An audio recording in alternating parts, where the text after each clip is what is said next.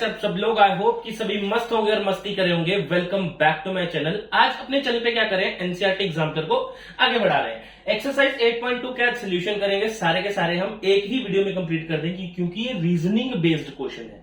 जो भी क्वेश्चन दिया है उसका रीजन दो और आंसर निकालो, बात खत्म। इतना सा काम करेंगे और इजी क्वेश्चन है, दिमाग में बर्डन नहीं लेना है। बिना टाइम वेस्ट करें करते हैं पहला question. Diagonal AC and BD of parallelogram ABCD. देखो बनाएंगे सबसे पहले, ठीक है। जितना कम से कम टाइम हो सकेगा क्वेश्चंस के लिए मैं उतना लगाऊंगा, ठीक है, क्योंकि क्वाड्रिलेटरल चैप्टर थोड़ा लेंथी चैप्टर हो चुका है इस टाइम तक, है ना। अभी 8.3 और 8.4 भी आएगी, वो टफ है थोड़ी सी, ठीक। अभी देखो एबीसीडी में क्वाड्रिलेटरल है, ठीक है। AC and BD are the diagonals. AC और बीडी और डायगोनल है उसके, ठीक है। एसी और बीडी का डायगोनल उसके, और इंटरसेक्ट एट ओ पॉइंट पे इंटरसेक्ट कर रहे हैं, ठीक। अब गिवन क्या है, गिवन क्या है, OA is equals to 3 centimetre and OD is equals to 2 centimetre. मतलब OA कितना है, ये कितना है 3 सेंटीमीटर, 3 सेंटीमीटर, और OD कितना है ये वाला 2 सेंटीमीटर। ये इसकी लेंथ और ये इसकी लेंथ। डन है, अभी तक समझ में आया? अभी तक कुछ भी नहीं करा, ठीक है। एक पैरेललोग्राम है, एक पैरेललोग्राम है, उसका हाफ दे रखा है, ठीक है। एक डायगोनल है पूरा और उसका हाफ दे रखा है। मेरी बात सुनो, इन अ पैरेललोग्राम अब यहाँ पे एक कंडीशन लिखनी पड़ेगी तुम लोगों को, जो पैरेललोग्राम में होती है। In a parallelogram diagonals bisect each other. Diagonal bisect each other, ये क्या है, प्रॉपर्टी है। क्या है, प्रॉपर्टी है किसकी पैरेललोग्राम की, कि उस पैरेललोग्राम के डायगोनल बाइसेक्ट करते हैं एक दूसरे को। मतलब बाइसेक्ट का क्या मतलब है, अगर ये डायगोनल और ये डायगोनल है, ठीक है, ये वाली लेंथ इसके इक्वल होगी, ये वाली लेंथ इसके इक्वल होगी, ठीक है। अभी मेरी बात सुनो, ये पैरेललोग्राम कंप्लीट कर लेते एक बार, ठीक। ये कोई पैरेललोग्राम है मेरे पास, मानो A B C और D, ठीक है। तो मैं बना देता हूं डायगोनल्स को ऐसे, ये रहे दो डायगोनल्स मेरे पास, ये वाली लेंथ इसके इक्वल होगी, ये वाली लेंथ इसके इक्वल होगी। ये पैरेललोग्राम की प्रॉपर्टी है। मेरी बात समझ में आई?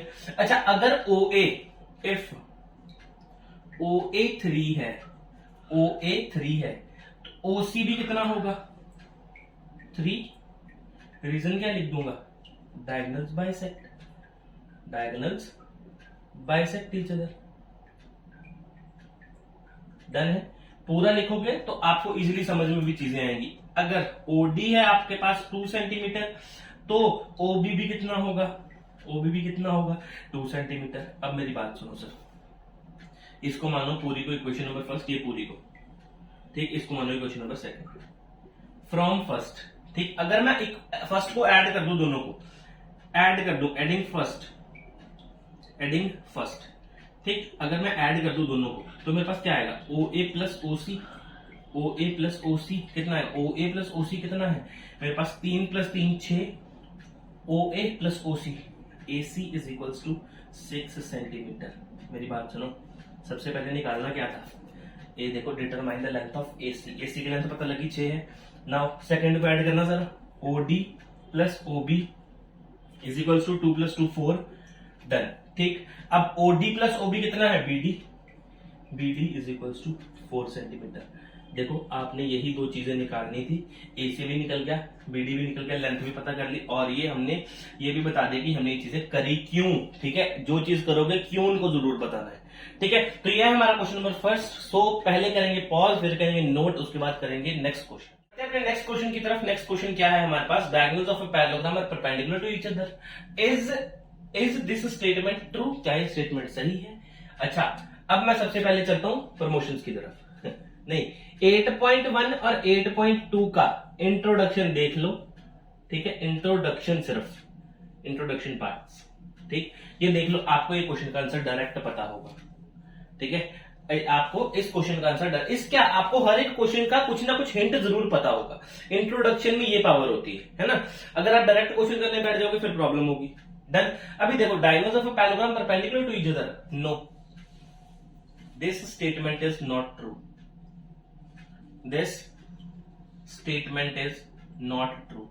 इसमें मैथमेटिकली कुछ करना ही नहीं है, तो इसमें मैथमेटिकली क्या करूंगा मैं, एक परपेंडिकुलर बनाऊंगा, सॉरी पैरेललोग्राम बनाऊंगा। डन। ये कर दिया, ये डायगोनल बना दिया, ये थोड़ा 90 डिग्री पे होते हैं। पैरेललोग्राम के कौन से 90 डिग्री पे होते हैं? नहीं होते, ठीक है। डायगोनल्स ऑफ पैरेललोग्राम यहां पे मैं लिख दूंगा सही करके, diagonals of parallelogram are bisect each other, bisect each other. वो बाइसेक्ट करते हैं, परपेंडिकुलर नहीं होते। हाँ, अगर परपेंडिकुलर होंगे, ठीक है, तो वो पैरेललोग्राम की एक फॉर्म होगी, एक परपेंडिकुलर का छोटा बच्चा होगा। कौन सा? स्क्वायर हो सकता है या फिर रोहम्बस हो सकता है, क्योंकि इन दोनों के डायगोनल्स ही एक दूसरे को 90 डिग्री पे बाइसेक्ट करते हैं, 90 डिग्री पे बाइसेक्ट करते हैं, ठीक है। ये थी प्रॉपर इंफॉर्मेशन है सेकंड क्वेश्चन की। सो पॉज करो, नोट करो और फिर करते हैं नेक्स्ट क्वेश्चन नंबर थर्ड। देखो क्वेश्चन नंबर थर्ड क्या बोलता है। अच्छा, क्वेश्चन नंबर थर्ड देखने से पहले मैं आपको पहले ही बताता हूं हमारे पास कौन सी इसमें प्रॉपर्टी लगेगी। सम ऑफ एंगल्स ऑफ क्वाड्रिलेटरल, इनका सम कितना होता है हमारे पास? 360 डिग्री होता है। अगर आपके पास इसमें बोला है कोई, आपके पास कोई क्वाड्रिलेटरल है, ठीक है, किसी भी टाइप का क्वाड्रिलेटरल हो सकता है, ए बी सी डी, कोई क्वाड्रिलेटरल है, ठीक है, उनके एंगल्स गिवन है, उनके एंगल्स गिवन है 110 डिग्री, ठीक, और कौन सा 80 डिग्री, 70 डिग्री और 95 डिग्री। ये आपके पास क्या गिवन है? कोई एंगल्स गिवन है। मतलब अगर ये क्वाड्रिलेटरल फॉर्म होगा, ठीक है, अगर ये क्वाड्रिलेटरल फॉर्म हो रहा होगा, ठीक है, तो इनका सम 360 डिग्री होगा।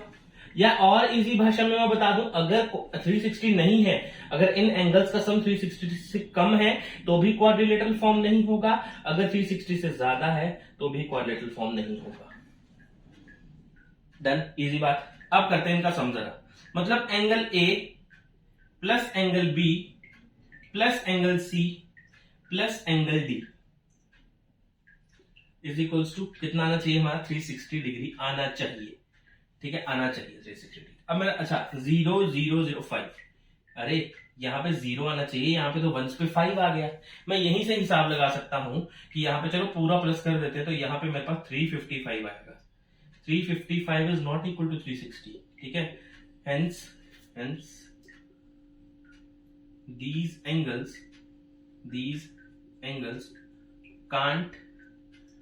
angles can't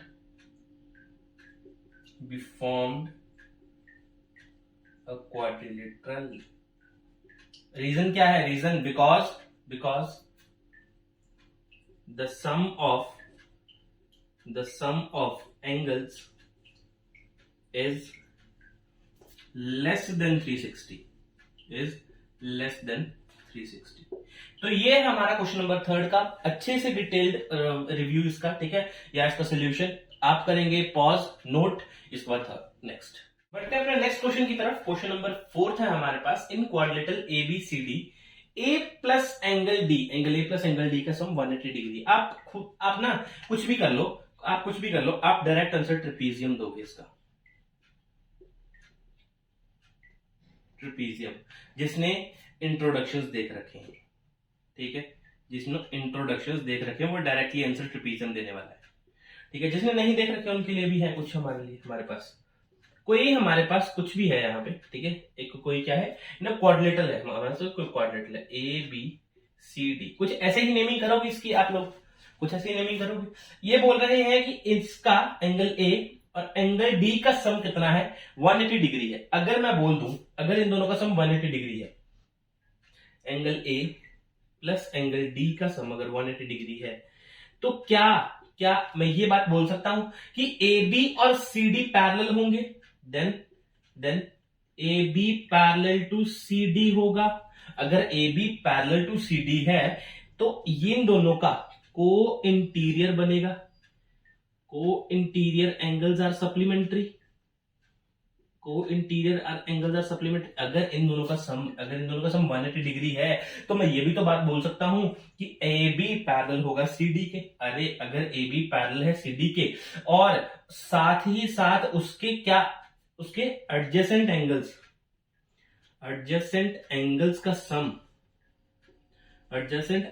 सम भी 180 डिग्री है, तो आपने कंडीशन पढ़ी है इस टाइप के क्वाड्रिलेटरल को हम बोलते हैं ट्रेपीजियम। बोलो पढ़ा था हमने क्या कि उसकी ऑपोजिट साइड्स आपस में parallel, A B parallel to C D, और इसके एडजेसेंट साइड्स का sum angle A plus angle D is equals to 180 degree. Done. और ये भी तो हो सकता है सर, ये भी तो आ सकता था angle A plus angle B is equals to 180 degree, बिल्कुल आ सकता था। Angle A plus angle B is equals to 180 degree आता तो क्या होता सर, तो एडी पैरेलल टू बीसी होता। देन तो क्या होता, एडी पैरेलल टू बीसी होता। समझ में आया बात?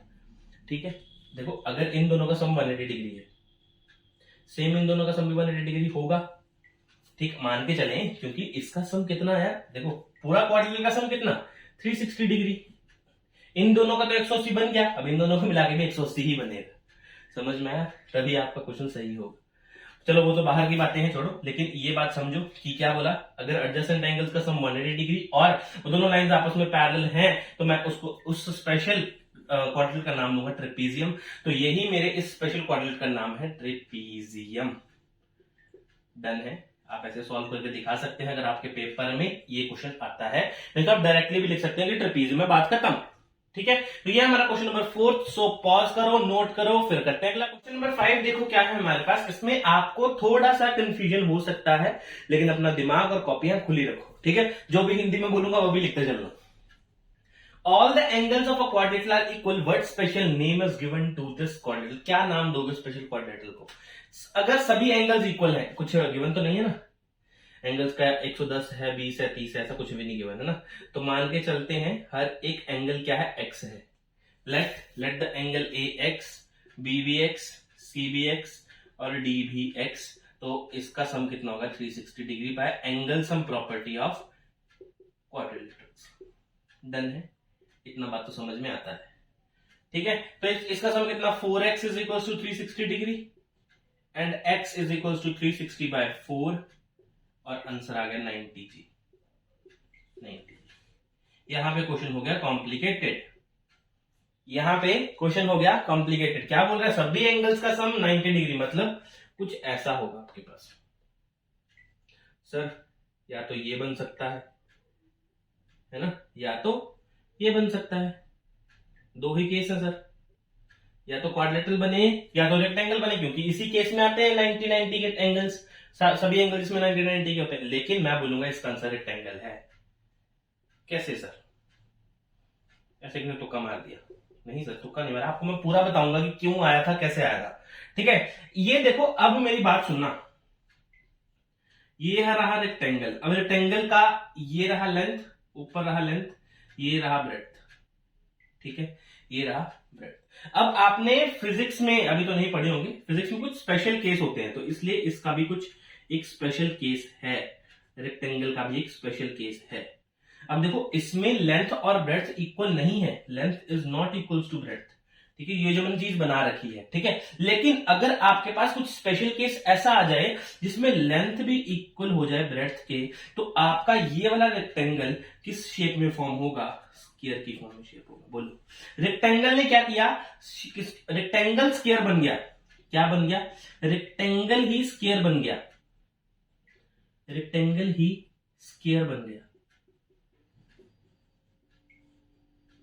किस केस में, अगर ये स्पेशल केस कहीं पे गलती से भी आ गया, तो अगर लेंथ और ब्रेड्थ इक्वल हो गया तो आपका जो रेक्टेंगल है वो क्या बन जाएगा, स्क्वायर बन जाएगा। सर स्क्वायर कैसे नहीं बनेगा? फिर ये लो, स्क्वायर लो, यहां पे मान लो स्क्वायर है आपके पास। ठीक है, इसके 90 डिग्री के एंगल है। स्क्वायर की प्रॉपर्टी फिक्स है, स्क्वायर की प्रॉपर्टी फिक्स है क्या, all sides are equal, all sides are equal. अब मेरी बात सुनो, जब इसकी साइड्स ही इक्वल कर दी, तो आप लोग अगर आंसर लिखोगे, अगर आप लोग आंसर स्क्वायर लिखते हो, ठीक है, स्क्वायर आंसर लिखते हो, तो इस टाइप के सारे क्वाड्रिलेटरल आपके डन हो जाएंगे, इस शेप के, इस शेप के जिसमें स्क्वायर बन रहा होगा, जिसमें सारी साइड्स इक्वल होंगी और 90 डिग्री के एंगल होंगे, वो तो चलो सारे केस बन जाएंगे। लेकिन रेक्टेंगल कहां गया फिर, रेक्टेंगल कहां गया फिर? रेक्टेंगल का केस तो खत्म कर दिया आप लोगों ने, और मैंने बोला कि या तो रेक्टेंगल हो सकता है तो स्क्वायर हो सकता है। लेकिन जब हम रेक्टेंगल लिख रहे हैं तो एक स्पेशल केस ऐसा बन रहा है कि रेक्टेंगल होने के बावजूद भी वो स्क्वायर बन जा रहा है। वो क्या है, लेंथ इक्वल टू ब्रेड्थ हो जाए तो। बात बिल्कुल क्लियर आपको मैंने समझा दी है। किसी को नहीं समझ में आया तो एक बार वीडियो को बैक करके देख लेना, 2 बार दबाना बैक हो जाती है, ठीक है। तो ये रहा इसका सोल्यूशन और ये रहा इसका आंसर, रेक्टेंगल इसका आंसर है। सो पॉज करो, नोट करो, इसके बाद करते हैं next question, question number 6 question की तरफ। क्वेश्चन नंबर 6 बहुत इजी क्वेश्चन है, कुछ नहीं मैथमेटिकली करना है, इंग्लिश में जो लिखेंगे वही बात करेंगे। Diagonals of rectangle are equal and perpendicular, is the statement true? No, false statement दे रहा है ये। क्यों क्यों क्यों? क्योंकि डायगोनल्स जो रेक्टेंगल के होते हैं, मतलब यहां पे लिख देते हैं डायगोनल्स ऑफ रेक्टेंगल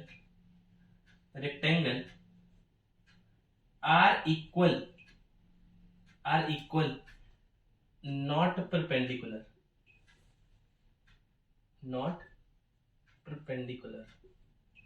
इक्वल तो होते हैं बट नॉट परपेंडिकुलर, बट लिख देते हैं ना साथ में, बट नॉट परपेंडिकुलर।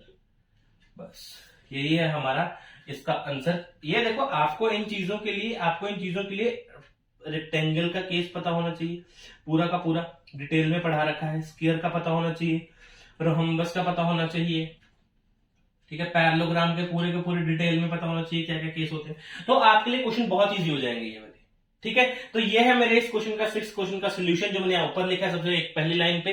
तो पॉज करेंगे वीडियो को, नोट करेंगे, इसके बाद करता हूं नेक्स्ट क्वेश्चन नंबर। क्वेश्चन है question number 7, can all the 4 angles of the quadrilateral be obtuse? सबसे पहले ऑब्ट्यूज पकड़ते हैं। ऑब्ट्यूज वर्ड क्या है? ऑब्ट्यूज एंगल्स की बात करें। ऑब्ट्यूज एंगल्स वो एंगल होते हैं जो 90 डिग्री से बड़े होते हैं, है ना, 90 डिग्री से जो बड़े होते हैं एंगल्स। अब मेरी बात सुनो, क्या क्वाड्रिलेटरल के चारों एंगल्स 90 डिग्री से बड़े हो सकते हैं? अरे 90 प्लस 90 प्लस 90 प्लस 90 वही तो 360 बनता है। 180 प्लस 180 यही तो 360 बनता है। तो मतलब ये जो बोल रहा है ना, स्टेटमेंट गलत बोल रहा है। सबसे पहले यही लिख देते हैं कि फॉल्स स्टेटमेंट दे रहे हो सर आप, ठीक है। और अगर मान के भी चले, अगर किसी को एक्सप्लेनेशन भी चाहिए तो वो मान लेता है 91 डिग्री, 91 डिग्री, 91 डिग्री और 91 डिग्री, चारों एंगल सेम मान लो, चारों एंगल सेम मान। इनका सम करना, जरा इनका सम करना, 91 डिग्री प्लस 91 प्लस 91 प्लस 91 कितना है? 1 2 3 4 और कितना बना? 364। कितना बना आपके पास? 364। और ये क्या है? 364 क्या है? 360 छोटा है किससे? 364 से, ठीक है। तो आप लोग यहां क्या लिखोगे? फॉल्स स्टेटमेंट है। रीजन क्या दोगे? Because the sum of 4 obtuse angles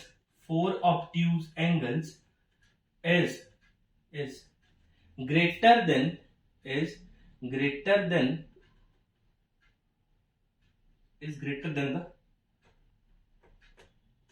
than 360 degree, अगर 360 डिग्री से बड़ा हो गया उसका sum, then hence we can't form a quadrilateral by using 4 obtuse angles। Done है बात। तो ये है इसका पूरा का पूरा एक्सप्लेनेशन और ये है इसका, अगर आप रिजल्ट निकाल के इनको बताना चाहते हो टीचर्स को, अगर पेपर में आता है तो ये कर दो, और नहीं तो आप सिंपल ये वाली बात भी लिखोगे, वो समझ जाएगा टीचर, ठीक है। अगर पूरा लिखोगे पूरे नंबर मिल जाएंगे, ऐसे पूरे मिल जाएंगे लेकिन, ठीक है। ये हमारा क्वेश्चन नंबर 7। सो पॉज करो वीडियो को, नोट करो, इसके बाद करते हैं नेक्स्ट क्वेश्चन नंबर 8। क्वेश्चन में क्या बोल रहा है? 8 क्वेश्चन में बोल रहा है इन ट्राइंगल एबीसी, सबसे पहले वही करते हैं काम, एबीसी वाला। AB 5 सेंटीमीटर है, ठीक है, AB 5 सेंटीमीटर है, इसको बोलते हैं AB 5 सेंटीमीटर। BC 8 है, और CA कितना है? 7 है, इसको मान लेते हैं 7, ठीक है। और क्या बोला उसने? D and E are the mid points, D of AB and BC, इसको लिख देते हैं यहाँ पे 5 सेंटीमीटर साइड में थोड़ा सा। इसका मिड पॉइंट है E और इसका मिड पॉइंट है, D और इसका है E। 2 मिड पॉइंट्स है यहाँ पे, 8 सेंटीमीटर साइड में लिख देते हैं, ठीक है। Determine the length of DE की लेंथ फाइंड करनी कितनी। अच्छा मेरी बात सुनो, मिड पॉइंट्स गिवन है ना, मिड पॉइंट्स गिवन है, ठीक है, तो मिड पॉइंट से काम लेते हैं जरा। मिड पॉइंट्स अगर गिवन तो मिड पॉइंट से काम लेके देखते हैं। तो अगर दो मिड पॉइंट्स आपस में मैच हो जाएं दो अलग अलग साइड्स से, दो डिफरेंट साइड्स, तो वो थर्ड साइड के पैरेलल होते हैं। सबसे पहली बात तो मैं क्या बोल सकता हूं, DE parallel to AC and DE is equals to half of AC। तो ये कैसे लिखा मैंने, by mid point theorem. By mid point theorem ये 8.2 इंट्रोडक्शन में आपको मिल जाएगी जिसने नहीं पढ़ी हुई, ठीक है, बाय मिड पॉइंट थ्योरम। उसके लिंक दोनों वीडियोस के, ठीक है, 2-3 वीडियोस बनी है इंट्रोडक्शन के, 8.1 के 2 हैं और 8.2 के सिंगल इंट्रोडक्शन है, ठीक है। तो तीनों के लिंक मैं आपको डिस्क्रिप्शन में दे दूंगा, सो वहां से आप लोग डायरेक्टली क्लिक करके पढ़ सकते हैं। तो ये हम बाय मिड पॉइंट थ्योरम में दो चीजें लिख ली क्योंकि दोनों बाय मिड पॉइंट थ्योरम निकलती हैं, ठीक है। तो अच्छा DE तो निकालना है, DE is equals to half of AC कितना है 7, तो A कैंसिल करूंगा तो DE कितना है 3.5। This is your solution and क्या करेंगे, पॉज, नोट, नेक्स्ट क्वेश्चन पे प्रोसीड करेंगे उसके बाद। 9th क्वेश्चन देखो क्या गिवन है। 9th क्वेश्चन में देखो सबसे पहले इन फिगर गिवन है। सबसे पहले तो ये फिगर है, if it is given that BDEF। देखो सबसे पहले एक ही कहानी पकड़ो, ये वाली B, देखो मैं यहां पे बना रहा हूं BDE और F। अगर ये पैरेललोग्राम है एक, ये वाला BDEF पैरेललोग्राम है अगर एक, ठीक है, तो मैं क्या ये बात बोल सकता हूं, क्या मैं ये बात बोल सकता हूं कि EF is equals to BD। अरे opposite sides of parallelogram are equal, opposite sides of parallelogram are equal. ये मैं आपको बता देता हूं दोबारा से, ठीक है, नहीं तो इंट्रोडक्शन में ऐसे ऐसे तरीके से पढ़ाया है, वहां पे आपको बिल्कुल अच्छे से समझ में आ जाएगा। नाउ अब इससे तो काम खत्म हो गया, इससे तो काम खत्म हो गया।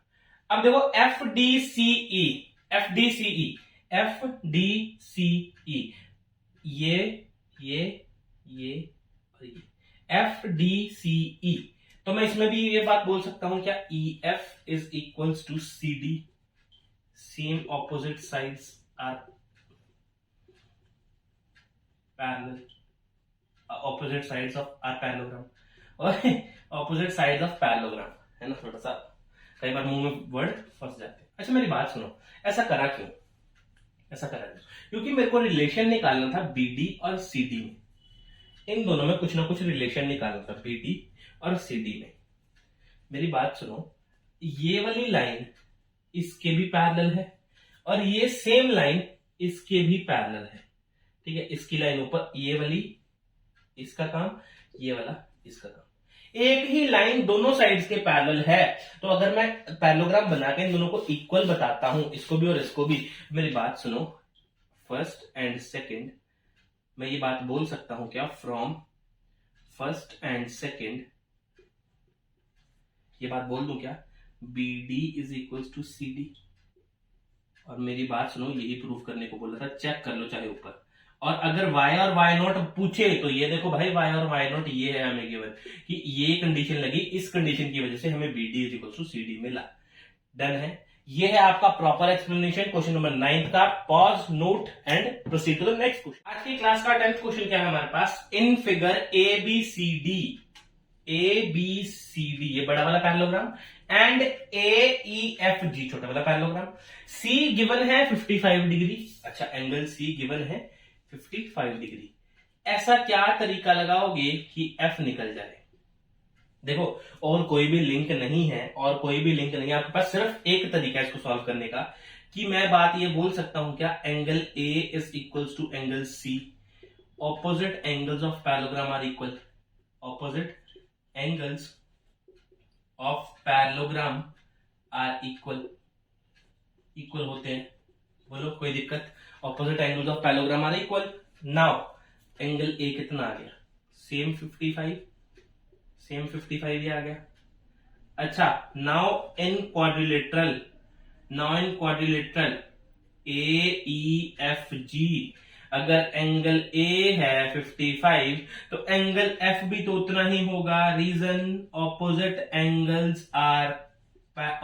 Angles of parallelogram are equal, ठीक है। आर इक्वल इसलिए लिख रहा हूं जिसने इंट्रोडक्शन नहीं देखा हुआ, सो प्लीज पहले इंट्रोडक्शन जरूर देखे, नहीं तो ये कहानी सारी ऊपर से चली जाएगी। एक दिन याद रहेगा, 2 दिन याद रहेगा, इसके बाद भूल जाओगे, ठीक है। तो एंगल A कितना है 55, तो एंगल एफ भी कितना आएगा 55 डिग्री। ये था इसमें लगने वाला कंडीशन, ठीक है। ये कंडीशन थी, एक प्रॉपर्टी जो इस क्वेश्चन में लग रही थी, जिससे आपको बहुत इजी हो गया। ये 55 है तो ये भी 55, अगर ये 55 है तो ये भी 55। ये हमारा इस क्वेश्चन का करने का तरीका। तो ये हमारा क्वेश्चन नंबर कौन सा है 10th। पॉज करेंगे, नोट करेंगे, उसके बाद चलेंगे next question 11। Question number 11। Question number 11 में क्या गिवन है, can all the angles of a quadrilateral the acute angle. अच्छा, एक्यूट एंगल क्या होते हैं, ऑब्ट्यूज तो देख लिया था हमने। एक्यूट एंगल क्या होते हैं, एक्यूट एंगल वो एंगल होते हैं जो 90 डिग्री से छोटे होते हैं, ठीक है। अब 90 डिग्री से छोटे अगर एंगल हम क्वाड्रिलेटरल में ले लें, एक क्वाड्रिलेटरल है कोई भी, ठीक है, एक कोई भी क्वाड्रिलेटरल है ए बी सी डी, मान लो ए एंगल भी 89 ले लिया, सेकंड भी 89, थर्ड भी 89 और फोर्थ भी 89। डन है। अगर मैं इनका सम करूं, angle A plus angle B plus angle C plus angle D is equal to 360 आना चाहिए, क्योंकि एंगल सम प्रॉपर्टी है किसकी, ऑफ क्वाड्रिलेटरल की। उनका चारों एंगल्स का सम कितना आना चाहिए, 360 आना चाहिए। तो इसका करके देखें जरा, 89 plus 89 plus 89 plus 89 is equal to 360। यहां पे चार कम है, मतलब 356 आएगा इसका सम और इसका आएगा 360। ये तो इक्वल तो नहीं है। अब मैं क्या बोलूंगा, अब मैं क्या रीजन दूंगा इनको, मैं रीजन दूंगा एक्यूट एंगल, नहीं क्या बोलता हूं मैं यहां पे, the angles of quadrilateral can't be the acute angles because the sum of acute angles is less than 360। अगर इसका सम लेस देन 360 है एक्यूट एंगल्स का, तो आपका क्वाड्रिलेटरल फॉर्म नहीं होगा। मैंने पहले भी बोला था, या 360 से ज्यादा हो जाए या 360 से कम हो जाए तो आपका क्वाड्रिलेटरल फॉर्म नहीं होगा, 360 उसका सम होना चाहिए। तो ये है आपका क्वेश्चन नंबर 11। पोज नोट, इसके बाद प्रोसीड करते हैं नेक्स्ट क्वेश्चन की तरफ। क्वेश्चन नंबर 12 क्या बोल रहा है, ये क्वेश्चन पढ़ो पहले, बहुत इजी क्वेश्चन है। Can all the angles of quadrilateral be right angles. Yes, सीधी सी बात है। दो तो एग्जांपल पढ़े हमने, ये लो, एक रेक्टेंगल का सारे एंगल्स 90 डिग्री होते हैं, ऊपर से स्क्वायर के भी सारे एंगल्स 90 डिग्री होते हैं, तो इसका तो आंसर आ गया yes. All the angles of quadrilateral can be right angles because the sum of all angles of a quadrilateral is equal to 360 डिग्री। चाहे चेक कर लो सर, यहां पे देखो 90 तो 90 plus 90 plus 90 plus 90 is equal to 360। ये होना चाहिए, because angle sum property of quadrilateral done. और इनका सम भी 360 आएगा और इनका सम भी 360 आएगा। इसलिए मैं कह सकता हूं कि अगर आपके किसी भी क्वाड्रिलेटरल के एंगल 90 डिग्री हैं तो उससे आपका कोई भी क्वाड्रिलेटरल फॉर्म हो सकता है, ठीक है। तो ये है आपका क्वेश्चन नंबर 12 का सोल्यूशन। पॉज करेंगे, नोट करेंगे, इसके बाद करेंगे नेक्स्ट 13 क्वेश्चन। ये क्वेश्चन नंबर 13 देखो क्या गिवन है, diagonals of a quadrilateral A B C D bisect each other. देखो कंडीशन दे रखी है, कोई क्वाड्रिलेटरल है ए बी सी डी। देखो मैं बनाता हूं, अभी आपके पूरे दिमाग में ये क्वेश्चन फिट कर दूंगा मैं। ए बी सी डी कोई क्वाड्रिलेटरल है हमारे पास, और इन्होंने क्या बोला, इसके डायगोनल जो है बाइसेक्ट कर रहे हैं, ठीक है। ए सी और बी डी क्या है, डायगोनल्स है कोई दो, और ये क्या कर रहे हैं, बाइसेक्ट कर रहे हैं। ये मतलब इसके बराबर होगा और ये वाला इसके बराबर होगा। अगर किसी भी क्वाड्रिलेटरल के डायगोनल बाइसेक्ट करते हैं तो सर आपका A B C D is a parallelogram होगा कि नहीं होगा। डन, ये बात समझ में आया। अगर A B C D parallelogram है, तो A B parallel to C D होगा and A D parallel to B C होगा। बोलो कोई दिक्कत, ये होगा। Done conditions. इससे हमने ये बात निकाल दी, देखो इतनी लाइन से ये बात निकाली, इससे ये बात निकाली। अब अगर ए बी और सी डी आपस में दो पैरेलल लाइंस हैं, देखो तो मैं क्या बात, एंगल ए हमें गिवन है कितना 35, ठीक, तो ये मैं बात बोल सकता हूं क्या, मेरी बात सुनो, A D if A D parallel to B C. अगर ए डी पैरेलल है बीसी के, देखो ये दो लाइंस अगर आपस में पैरेलल हैं और ये कोई ट्रांसवर्सल है, A B is the transversal, A B is the transversal, तो मेरी बात सुनो, मैं ये बात बोल सकता हूं क्या, angle A plus angle B is equals to 180 degree. Co interior angles are supplementary, बोलो कोई दिक्कत, co interior angles are supplementary.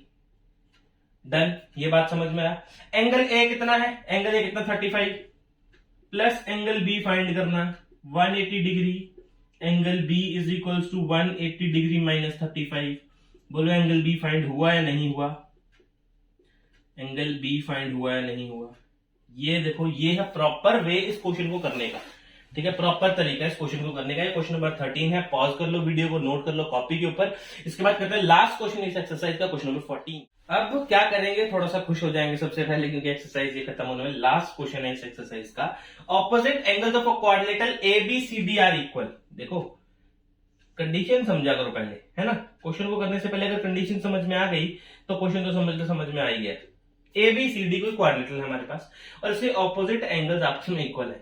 अब किसके ऑपोजिट एंगल्स आपस में इक्वल होते हैं, ये इसके इक्वल और ये वाला एंगल इसके इक्वल, तो क्या ए बी सी डी एक पैरेललोग्राम होगा, A B C D is a parallelogram, सही है। अगर A B C D parallelogram है, अगर A B C D parallelogram है तो इसके ऑपोजिट साइड्स आपस में इक्वल होंगे, इसके ऑपोजिट साइड्स आपस में इक्वल होंगे, मतलब ए बी जो है वो सी डी के इक्वल होगा और ए डी जो है वो बीसी के इक्वल होगा। अब हमें चाहिए क्या, ए बी गिवन और सी डी निकालना है। डन, चलो यहां से निकाल देते हैं। सी डी किसके बराबर है, सी डी क्या फाइंड करना है, ए बी कितना है आपके पास 4 सेंटीमीटर गिवन है, ठीक है। ए बी और सी डी दोनों आपस में इक्वल हैं, रीजन दे दूंगा opposite sides of parallelogram are equal, opposite sides equal होती किसी पैरेललोग्राम की, तो ए बी अगर 4 है तो सी डी भी कितना आएगा, 4 सेंटीमीटर आएगा। ये है हमारा लास्ट क्वेश्चन, ठीक है, इस एक्सरसाइज का, एक्सरसाइज 8.2। सारे के सारे सोल्यूशन यहाँ पे हमारे खत्म हो गए हैं, ठीक है। अभी क्या करेंगे, वीडियो को एक बार पॉज कर लो, नोट कर लो, मिलते हैं अगले वीडियो में एक्सरसाइज 8.3 के सोल्यूशन के साथ। तब तक के लिए अलविदा, थैंक यू।